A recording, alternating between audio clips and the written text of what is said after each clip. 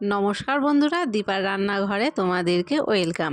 তো দেখো, আজকে আমি নিয়ে এলাম কুলের টক ঝাল মিষ্টি একটা চাটনির রেসিপি।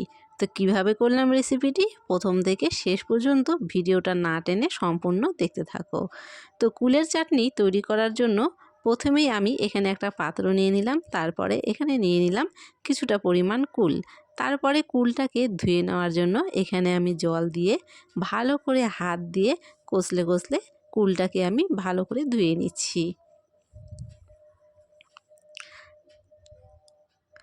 তো দেখো, কুলটাকে আমি খুব ভালো করে এখানে ধুয়ে নিয়েছি, আর কুলগুলোকে এইভাবে আমি একটু করে ফাটিয়ে দিয়ে দিয়ে নিয়ে নিচ্ছি।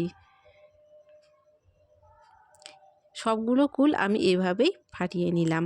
তারপরে এখানে চলে এলাম রান্নাতে। এখানে একটি কড়াই বসিয়ে কড়াইতে দিয়ে দিলাম দুটো শুকনো লঙ্কা। তো আজকে এখানে একটা আমি গুঁড়ো মশলা তৈরি করে নেব। তো তার জন্য দুটো শুকনো লঙ্কা দিয়ে তার মধ্যে দিয়ে দিলাম পাঁচফোড়ন আর দিয়ে দিলাম জিরে। তো এই গুঁড়ো মশলাটা কিন্তু একটু ভেজে নেওয়ার পরে এটা শিলনোড়াতে হোক বা মিক্সি জারে হোক, যে কোনো জায়গায় করে নিতে পারো। আর চাটনি হওয়ার শেষে এই গুঁড়ো মশলাটা ব্যবহার করলে কিন্তু চাটনির স্বাদটা দ্বিগুণ বেড়ে যাবে। তারপরে এখানে আমি কড়াইতে তেল দিয়ে দিলাম, তার মধ্যে দিয়ে দিলাম দুটো শুকনো লঙ্কা ফোড়ন। তো যেহেতু এটা একটু টক ঝাল মিষ্টি ধরনের চাটনি করব, সেই জন্য এখানে আমি লঙ্কার পরিমাণটা দিয়েছি। তোমরা চাইলে লঙ্কাটা নাও দিতে পারো। তারপরে আমি বাড়ার জন্য এখানে দিয়ে দিলাম পাঁচফোড়ন। তোমরা চাইলে এখানে সর্ষে ব্যবহার করতে পারো। তারপরে এখানে আমি দিয়ে দিলাম আগে থেকেই ধুয়ে রাখা কুল, দিয়ে দিলাম লবণ আর দিয়ে দিচ্ছি হলুদ। এখন একটু খুব ভালো করে এগুলো নেড়ে চেড়ে নিচ্ছি।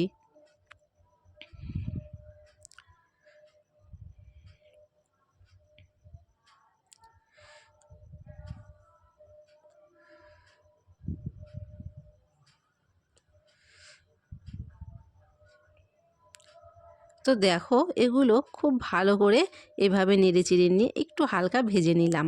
তারপরে এখানে আমি স্বাদ মতো দিয়ে দিলাম চিনি। তো তোমরা চাইলে কিন্তু এখানে একটু গুড় ব্যবহার করতে পারো। আমি গুড় দিচ্ছি না, আমি শুধু এখানে আজকে চিনি দিয়ে করছি। তারপরে দিয়ে দিলাম পরিমাপ মতো জল। এবারে নেড়ে চেড়ে নিয়ে এটাকে আমি ঢেকে দেবো, আর ঢাকা দিয়ে এটাকে আমি 5 মিনিট মতো রান্না করে নেব।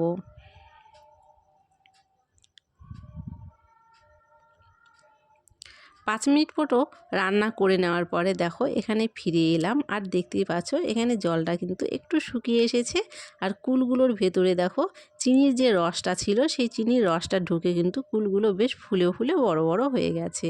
তো এভাবে খুন্তির সাহায্যে কুলগুলোকে একটু এরকম করে চেপে চেপে ভেঙে দিচ্ছি।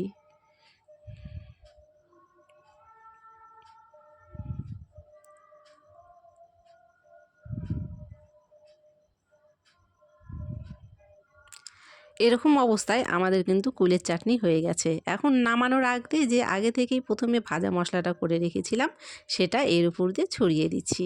তারপরে একটু নেড়ে চেড়ে নিয়ে নামিয়ে নিলেই কিন্তু রেডি হয়ে যাবে আজকে আমাদের টক ঝাল মিষ্টি কুলের চাটনির রেসিপি। তো আজকের এই কুলের চাটনি তোমাদের কেমন লেগেছে কমেন্টে অবশ্যই জানিও, জানাতে কিন্তু ভুলো না। যদি ভালো লেগে থাকে অবশ্যই একটা লাইক করে দিয়ে চ্যানেলটিকে সাবস্ক্রাইব করে দিও, আর পাশে থাকা বেলটিকে অবশ্যই প্রেস করে দিও। পাশে থাকা বেলটিকে প্রেস করে দেওয়ার ফলে কিন্তু আমার দেওয়া ভিডিওগুলি সবার আগে তোমাদের কাছে পৌঁছে যাবে। তারপরে দেখো, এখানে চাটনিটা নামিয়ে আমি দিয়ে দিয়েছি একটা পাত্রে। অবশ্যই কিন্তু তোমরা তোমাদের কমেন্টটা জানিও।